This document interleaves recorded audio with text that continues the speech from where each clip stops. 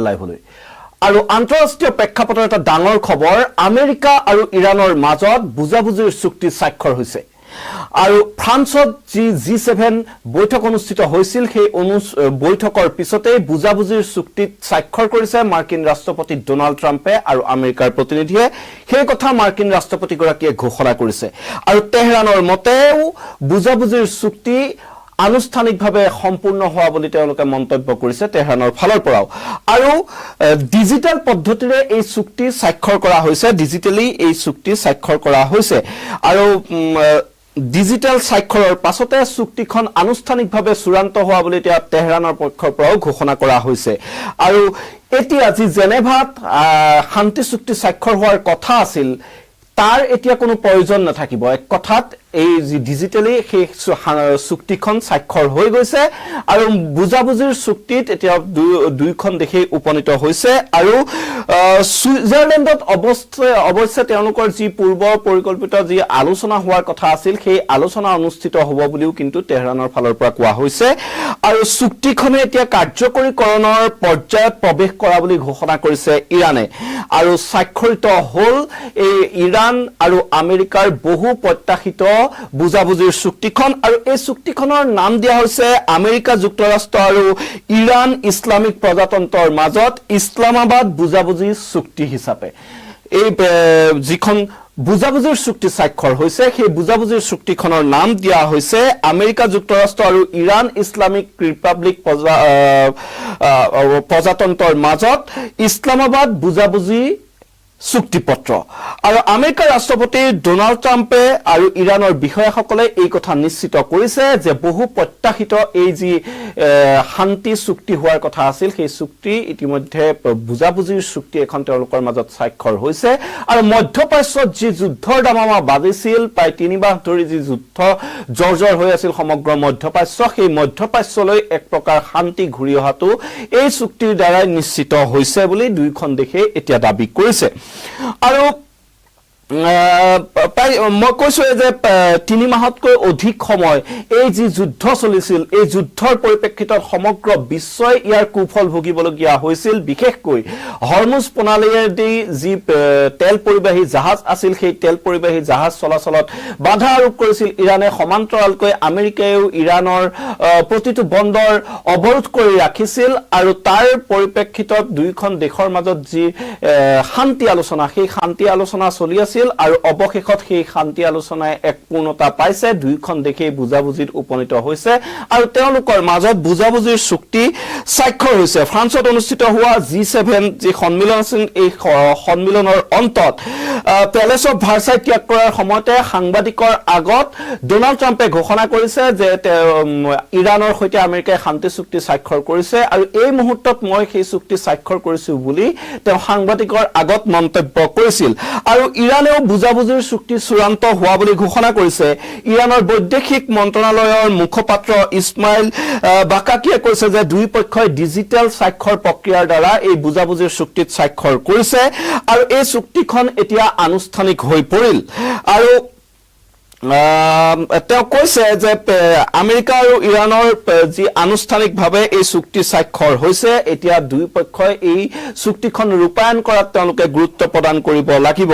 আৰু ইয়াৰ অৰ্থ হৈছে যে শুকুৰবাৰে জেনেভাত অনুষ্ঠিত হোৱা কথা আছিল চুক্তি স্বাক্ষৰৰ আনুষ্ঠানিক প্ৰক্ৰিয়া এতিয়া সেই আনুষ্ঠানিক প্ৰক্ৰিয়াৰ কোনো প্ৰয়োজন নাথাকিব এতিয়া তাৰ কোনো প্ৰয়োজন নহব যদি ইৰানৰ বিষয়াসকলে কৈছে যে সুইজাৰলেণ্ডত হ'বলগীয়া আলোচনা নিৰ্ধাৰিত সময়সূচী মতেই চলিব আৰু এই আলোচনা তেওঁলোকৰ মাজত অব্যাহত থাকিব এখন চূড়ান্ত চুক্তিৰ পৰ্যায়লৈ যাবলৈ দুইখন দেশৰ মাজতে এতিয়া বহু কল্যাণী আলোচনা হোৱাৰ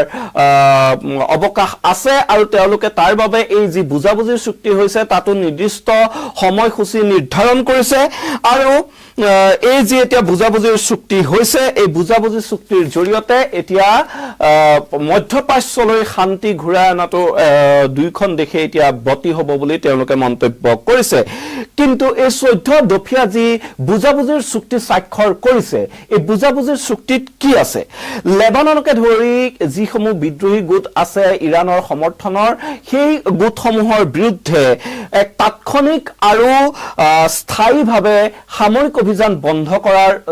হ'ব বুলি এই বুজাবুজি চুক্তিত আমেৰিকাই প্ৰতিশ্ৰুতি প্ৰদান কৰিছে আৰু আমেৰিকাই 30 দিনৰ ভিতৰত ইৰাণৰ ওপৰত আৰোপ কৰা যি নৌ অৱৰোধ আছে সেই নৌ অৱৰোধ প্ৰত্যাহাৰ কৰিব আৰু যুদ্ধৰ পূৰ্বৰ পৰ্যায়লৈ লৈ যোৱা হ'ব হৰমুজ প্ৰণালীৰে জাহাজ চলাচলৰ যি প্ৰক্ৰিয়া তথা আন বন্দৰসমূহেদি ইৰাণে যি তেলৰ ব্যৱসায় কৰে বা ইৰাণৰ যিসমূহ জাহাজ চলাচল কৰে সেই বাণিজ্যিক জাহাজ চলাচল কৰা যিসমূহ বন্দৰ আমেৰিকাই অৱৰোধ কৰি ৰাখিছিল তাৰ পৰা সেনা প্ৰত্যাহাৰ কৰাৰ প্ৰতিশ্ৰুতি প্ৰদান কৰিছে আমেৰিকাই আৰু তাৰ সমান্তৰালকৈ ইৰাণেও এটা প্ৰতিশ্ৰুতি প্ৰদান কৰিছে যে এই হৰমুজ প্ৰণালীৰে যিসমূহ তেল পৰিবাহী বাণিজ্যিক জাহাজ এই হৰমুজ প্ৰণালীৰে যাব আগন্তুক 60 দিনলৈ এই চুক্তি স্বাক্ষৰ হোৱাৰ পিছৰ পৰা আগন্তুক 60 দিনলৈ তেওঁলোকে কোনো ধৰণৰ তাত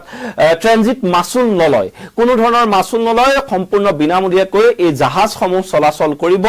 যুদ্ধৰ পূৰ্বৰ যি পৰিস্থিতি আছিল সেই পৰিস্থিতিলৈ যাতে পুনৰ উভতাই নিব পাৰি তাৰ বাবে পূৰ্ণ সহযোগিতা আগবঢ়াব বুলি ইৰাণেও এতিয়া সেই কথা ঘোষণা কৰিছে আৰু তাৰ সমান্তৰালকৈ আন এক গুৰুত্বপূৰ্ণ কথাটো আছিল যে এই শান্তি চুক্তি বা এই যুদ্ধৰ কৰা আমেৰিকাই এই যুদ্ধ কৰা এটা প্ৰধান কাৰণ আছিল যে ইৰাণৰ যি পাৰমাণৱিক অস্ত্ৰ আহৰণৰ চেষ্টা যি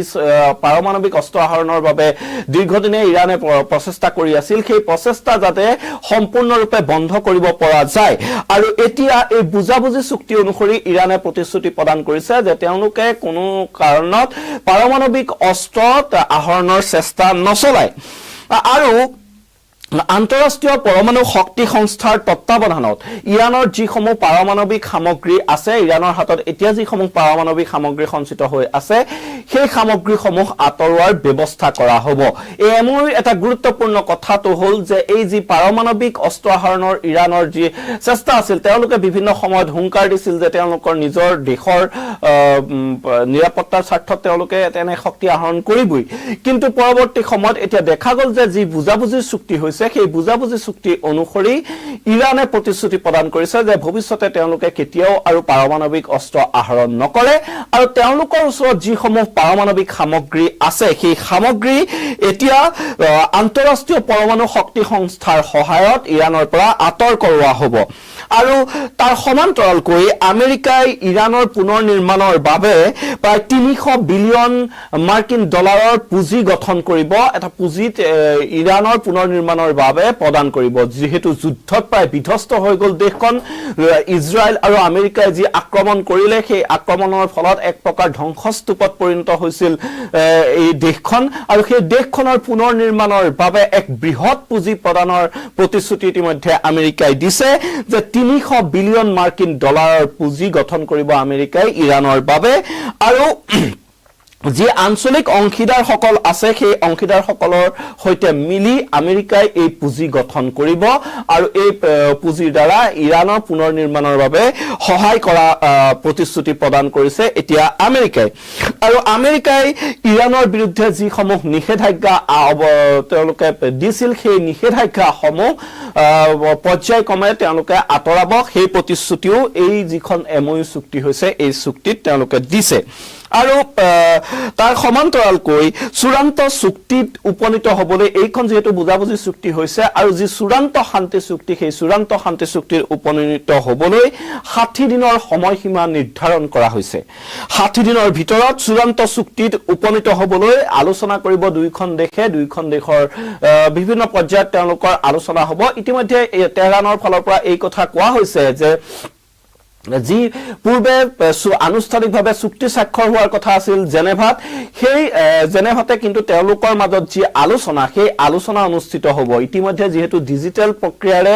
এই বুজাবুজিৰ চুক্তিত স্বাক্ষৰ হৈ গৈছে তাৰ পৰৱৰ্তী আলোচনা জেনেভাত পূৰ্ব নিৰ্ধাৰিত সময়সূচী মতে শুকুৰবাৰে অনুষ্ঠিত হ'ব বুলি তেহৰানৰ ফালৰ পৰা ঘোষণা কৰিছে আৰু সেয়ে এই পৰৱৰ্তী চূড়ান্ত চুক্তিৰ বাবে প্ৰথম আলোচনা হ'ব আৰু তাৰ পিছত হয়তো কেইবালানিও দুইখন দেশৰ মাজত আলোচনা হ'ব সকলো বিষয়ক লৈ আৰু তাৰ পিছত এক চূড়ান্ত চুক্তিত উপনীত হ'ব দুয়োখন দেশ আৰু সেই তাৰ বাবে তেওঁলোকে 60 দিনৰ সময়সীমা নিৰ্ধাৰণ কৰা হৈছে অৱশ্যে এই সময়সীমা পাৰস্পৰিক সন্মতিৰ ভিত্তিত বৃদ্ধি কৰিব পৰা যাব বুলিও এটা তাত চুক্তিত অন্তৰ্ভুক্ত কৰা হৈছে যে যদি 60 দিনৰ ভিতৰত দুমাহত এই তেওঁলোকৰ মাজত চূড়ান্ত চুক্তি স্বাক্ষৰ কৰাৰ বাবে সিদ্ধান্ত লৈছে কিন্তু কেতিয়াবা দুমাহত সেই বিষয় হৈ নুঠিবও পাৰে কূটনৈতিক বিষয়সমূহ তেনেকুৱাই বিভিন্ন কাৰক তাত থাকিব পাৰে ইতিমধ্যে দেখা গৈছে যে ইজৰাইলে এই আমেৰিকাই যি চুক্তি কৰিছে সেয়া একপক্ষীয় চুক্তি বুলি হুংকাৰ দিয়ে আছে লেবাননৰ বিৰুদ্ধে এই চুক্তি অনুসৰি লেবাননৰ বিৰুদ্ধে সামৰিক অভিযান বন্ধ কৰা হ'ব বুলি কোৱা হৈছে তাৰ বিপৰীতে ইজৰাইলে কিন্তু হুংকাৰ প্ৰদান কৰি আছে তেওঁলোকে লেবাননৰ বিৰুদ্ধে আক্ৰমণ তীব্ৰতৰ কৰাৰ হুংকাৰ দিছে আৰু ইয়াকে লৈ ডোনাল্ড ট্ৰাম্প আৰু বেঞ্জামিন নেতান্যাহুৰ মাজত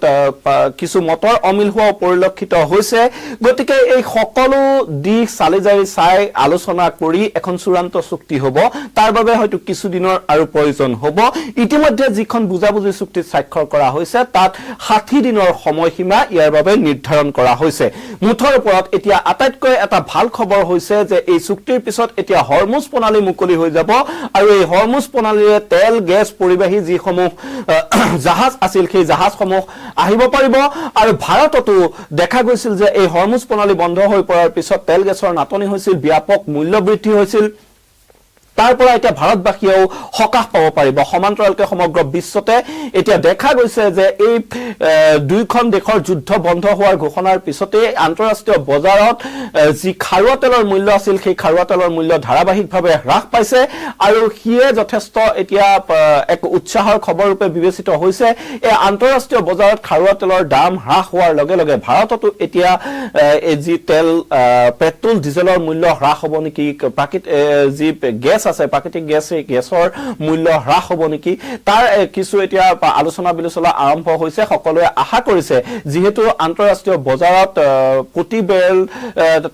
খাৰুৱা তেলৰ মূল্য $80তকৈ তললৈ গৈছে কালিৰ দিনটোতে